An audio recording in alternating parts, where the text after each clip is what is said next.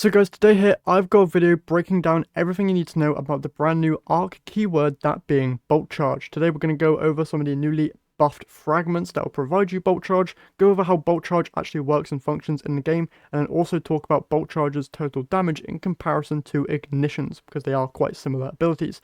So with all that being said, let's jump into, first off, what Bolt Charge actually is. Well, it's a brand new keyword that was added to all Arc subclasses and some Arc fragments, and it basically works very similarly to Scorch and Ignition effects from the Solar class. So if you know how Scorch and Ignition effects work, you're basically applying Scorch stacks to enemies, and once you apply enough Scorch stacks, you'll then cause an ignition. How Bolt Charge works though is you're instead applying those stacks to yourself. So just by getting like ability kills or doing stuff with the brand newly buffed fragments, you'll be gaining Bolt Charge stacks. For example, Spark of Momentum, sliding over bricks of ammo will reload your equipped weapon and grant you a small amount of Bolt Charge. By doing this, you'll be gaining Bolt Charge, and once you get to 6 stacks of Bolt Charge, you'll then become Bolt Charge ready. I might be wrong there on how many stacks you actually need to become Bolt Charge ready, but I believe it is 6. Once you get to that, you'll become Bolt Charge ready, and then by using your ability, be it a grenade or a melee or super or whatever, you'll then expel all those Bolt Charge stacks and summon a lightning bolt at the target's location, which is really, really cool. Now, in terms of ways that you'll be generating Bolt Charge, obviously you have Spark of Momentum, which we went over, but you also have Spark of Frequency, which has its normal effect, but now has the additional effect of, while amplified, the effects are increased and you gain increased stacks of Bolt Charge from all sources. What this means is that when you would normally gain 1 stack of Bolt Charge, you're instead going to gain 2. So if you want to be spamming Bolt Charge, Spark of Frequency is definitely going to be something you're going to want to take advantage of. Next up though, we have Spark of Discharge, where collecting an Ionic Trace will also grant you a stack of Bolt Charge, which is very, very nice. And then Spark of Ions won't be gaining you Bolt Charge, but when you defeat enemies with Bolt Charge and also jolted enemies, you'll be creating an Ionic Trace, which can grant you Bolt Charge as well, which is very, very handy. And then finally, we have Spark of Volts, where finishes make you amplified and will also grant you a stack of Bolt Charge. Now, those are all the fragments that will grant you Bolt Charge, but for all of my Titans out there, you actually got a brand new aspect which is all focused around Bolt Charge. This thing states that casting your class ability will grant you a moderate amount of Bolt Charge stacks to you and nearby allies. While behind your barricade, you and allies gain stacks of Bolt Charge over time, and your weapons can now discharge maximum stacks of Bolt Charge.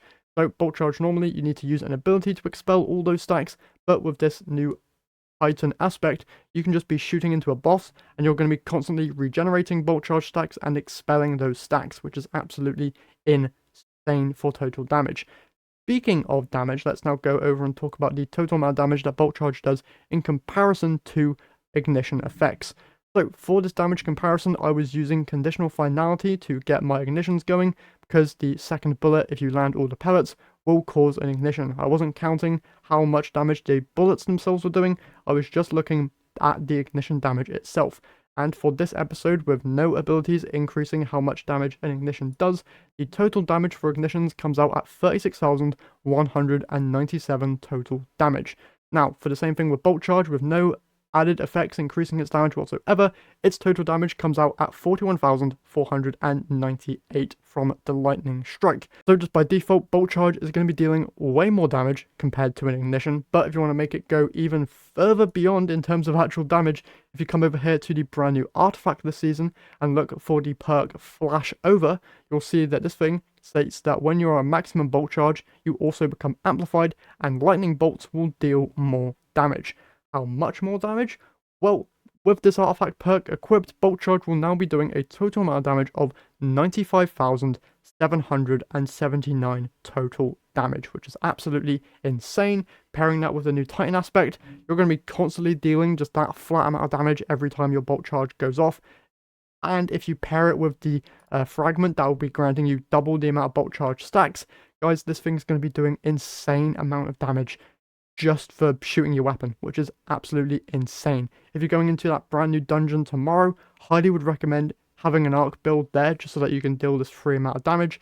If you don't have Flash Over yet, I would highly recommend getting to it in the season pass. It is on the second to last column of perks, so not all that hard to get to, and I would definitely recommend it for any and all arc builds this season.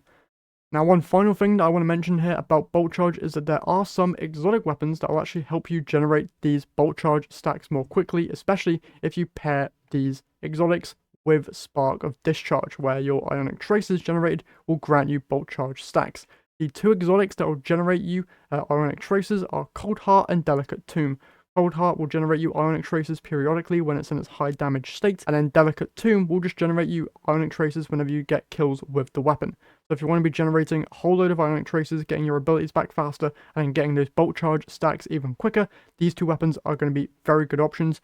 But just by default, Spark of Discharge will generate Ionic Traces just by any arc weapon defeats. So you could also use the brand new Lodestar Trace Rifle, which is actually a whole load of fun.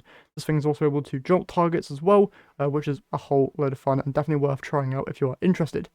And yeah, that's basically everything for Bolt Charge. Hopefully you guys have enjoyed this video and are now able to kind of create some builds around Bolt Charge. I have a couple in mind, which I'll be making a video on over the weekend. And yeah, that's everything for today's video. Hopefully you guys have enjoyed. If you did, remember to leave a like and subscribe to the channel if you haven't done so already, because it really does help me out here a ton. And with that being said, hope you enjoyed the video, and I'll catch you all in the next one.